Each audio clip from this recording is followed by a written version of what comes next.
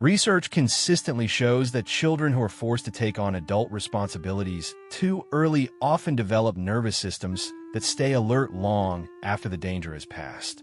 What looks like maturity on the outside is often survival on the inside. Maybe you're the child who stayed quiet because someone else was already too overwhelmed.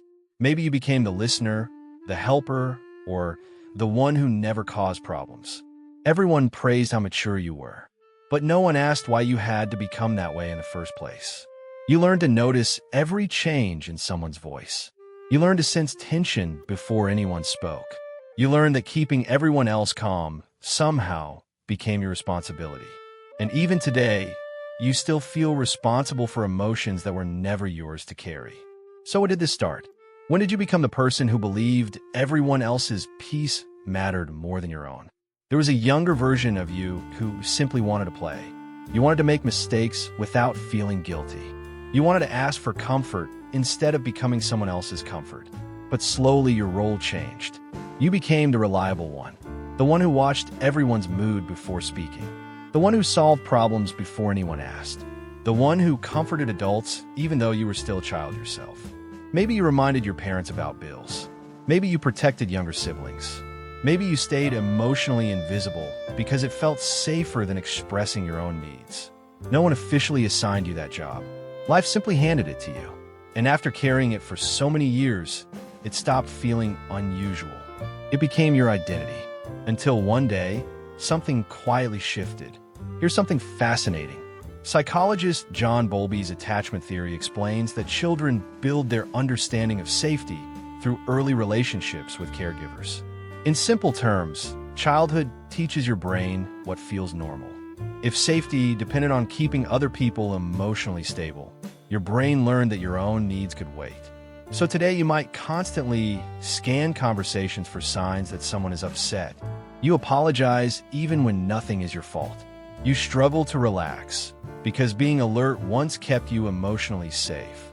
That was not weakness. Your nervous system simply became extremely efficient at protecting you. It is responding exactly the way it was trained to respond. But here's where it gets complicated.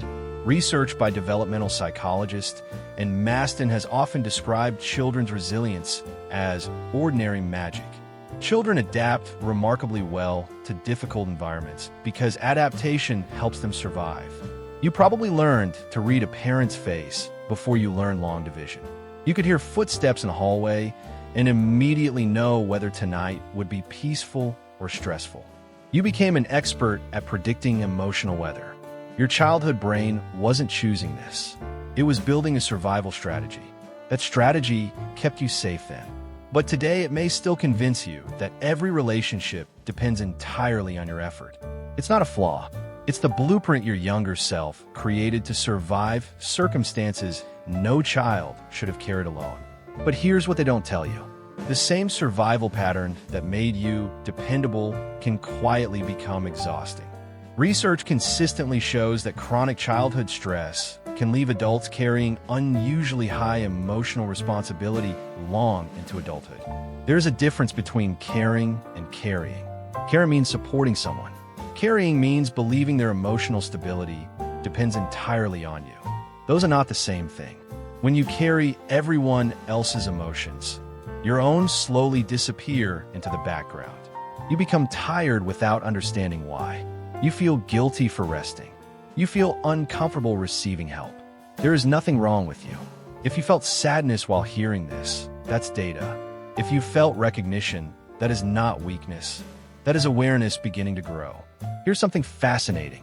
The very abilities you developed to survive are also remarkable strengths. Research suggests that children who became highly observant often develop exceptional pattern recognition and emotional awareness later in life. You notice subtle changes that others completely miss. You recognize emotional rhythms quickly. You often know something feels wrong before anyone says a word. Those abilities are valuable. They simply need healthier boundaries. Instead of using them to rescue everyone, you could begin using them to understand yourself. You no longer have to earn love by solving every problem. You no longer have to prove your worth through endless responsibility. You are allowed to rest. You are allowed to say no. You are allowed to let other adults carry their own emotional weight. But perhaps the hardest habit to let go of is the belief that your worth depends on being useful. When you were young, being useful may have kept you emotionally safe. So today, slowing down can feel strangely uncomfortable. Rest can feel irresponsible. Receiving help can feel undeserved. And saying no can feel like you are disappointing everyone around you. But those feelings are echoes from an older chapter of your life. They are memories your nervous system still carries, not instructions you have to keep following. Research on self-compassion by psychologist Kristen Neff suggests that treating yourself with the same kindness you naturally give others is associated with greater emotional resilience and lower stress. In simple terms, kindness heals you too.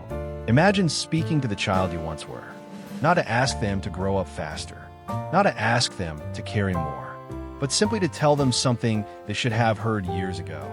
You are allowed to be a child. You are allowed to make mistakes. You are allowed to need someone. Perhaps hearing those words today is exactly what your younger self has been waiting for. You're not selfish. You're not cold. You're finally learning the difference between responsibility and self-respect. And if you're watching this wondering whether something is wrong with you, hear this clearly. You're not weak. You're not too sensitive. You're not difficult to love. You are someone whose childhood demanded far more strength than any child should ever have needed. The Harvard study of adult development has spent decades showing that healthy, supportive relationships are among the strongest predictors of long-term well-being. Healthy relationships are not built by one person carrying everyone else. Healing rarely arrives as one dramatic moment. More often, it begins with ordinary decisions repeated over time. Answering a message a little later, allowing someone else to solve their own problem, taking a quiet walk without feeling guilty, sitting in silence without believing you should be fixing something. Each small decision teaches your brain a new lesson. That safety no longer depends on constant responsibility. That love no longer has to be earned through sacrifice. And that your value has never depended on how much of yourself you are willing to give away. They are built by shared safety, shared trust, and shared responsibility. Perhaps for the first time, you can allow yourself to receive the same care you have spent your entire life giving away. If these words felt like permission you never knew you needed, you're not alone. Protect your peace.